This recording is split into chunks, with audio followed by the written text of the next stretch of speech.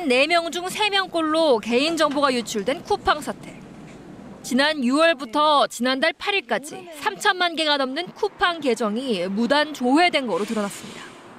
유력 용의자는 지난해 12월 퇴사한 전직 직원으로 파악됐습니다.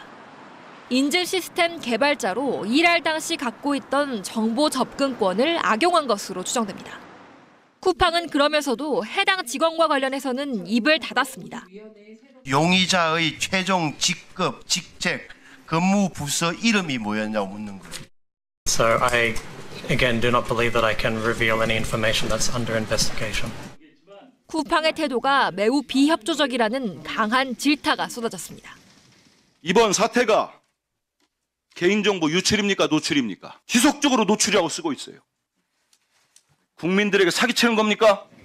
매출액의 최대 3% 수준인 정보 유출 관련 과징금을 높여야 한다는 지적도 나왔습니다. 사고에 대해서 보면 과징금 과태료 끽해야 16억 원밖에 안 됩니다. 너무나 솜방망이 처벌 아닙니까? 이재명 대통령도 쿠팡에 엄중한 책임을 물어야 한다며 대책 마련을 지시했습니다.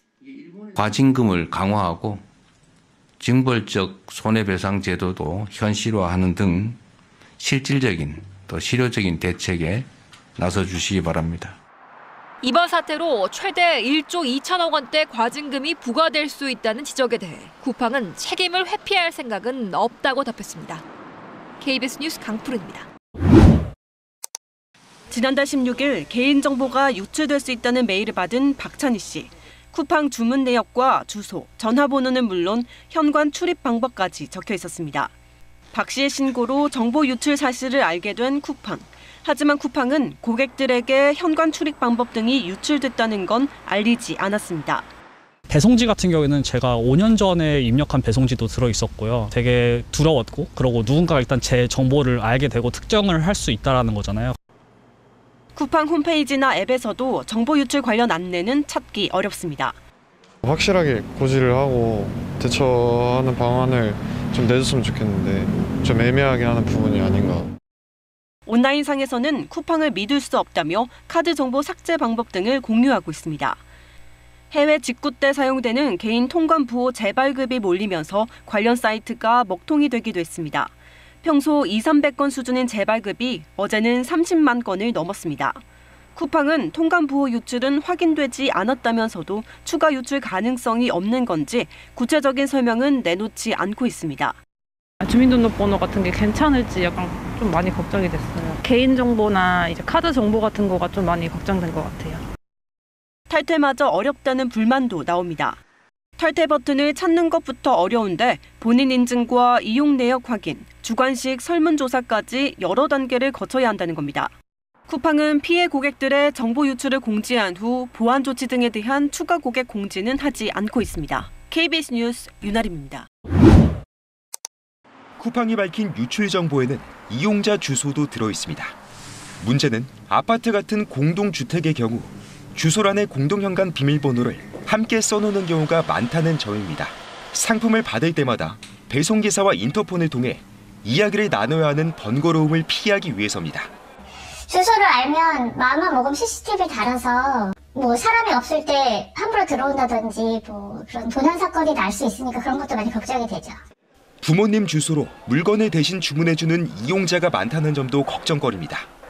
연로하신 부모님만 계시니까 또 그 주소가 노출이 되면 아무래도 그런 스미싱이나 이런 거에 좀 많이 취약하신 분들이다 보니까 주문 정보를 악용하는 범죄도 우려됩니다. 예를 들어 이용자에게 문자로 실제 주문 내역을 보낸 뒤 환불이 필요하다며 URL 클릭을 유도하는 방식이 대표적입니다.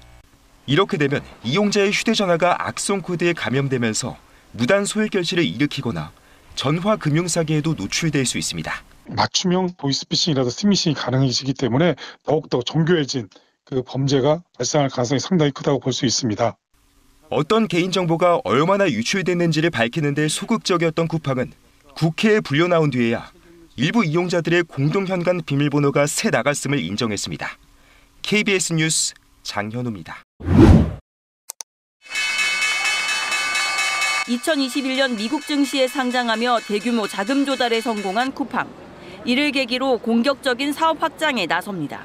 앞으로 5년 동안 저희가 5만 명을 추가로 고용할 거고 전국 물류망도 최적화하고 로켓 배송을 바탕으로 코로나를 거쳐 성장세를 키운 쿠팡은 지난해엔 매출 40조 원을 돌파했습니다. 대형 오프라인 유통사 3곳의 매출을 합한 금액보다 많은 수준입니다. 이런 고속 성장 배경에는 매달 구독료를 내는 고객들이 있습니다. 이를 바탕으로 후발주자로 시작한 배달앱 쿠팡이츠와 동영상 서비스 쿠팡플레이도 일부 조사에서 점유율 1위를 차지할 만큼 몸집을 키웠습니다. 하지만 쿠팡은 경쟁력의 핵심인 이용자들의 정보 보호에는 허술했습니다. 배달원 13만여 명의 이름과 전화번호가 유출되는 등 2020년 이후 이번을 포함해 4차례 개인정보를 유출한 쿠팡.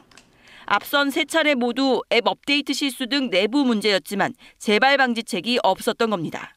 큰 매출을 올리고 있으면서 내부 직원 안전이라든가 소비자 안전에 대해서 좀 신경을 썼어야 됐는데 사실 투자에 소홀했다고 할 수밖에 없죠. 이번 사태에도 창업주 김범석 의장은 국내 법인에 직책이 없다는 이유로 아무런 입장을 내놓지 않는 상황. 사과할 의향이 없는 겁니까 그럼? 김범석 의장은? 제가 한국 법인의 대표로서 끝까지 책임을 지고. 쿠팡 대표 역시 사고 경위를 묻는 질문에 수사 중이라며 답변을 회피했습니다. KBS 뉴스 이지은입니다.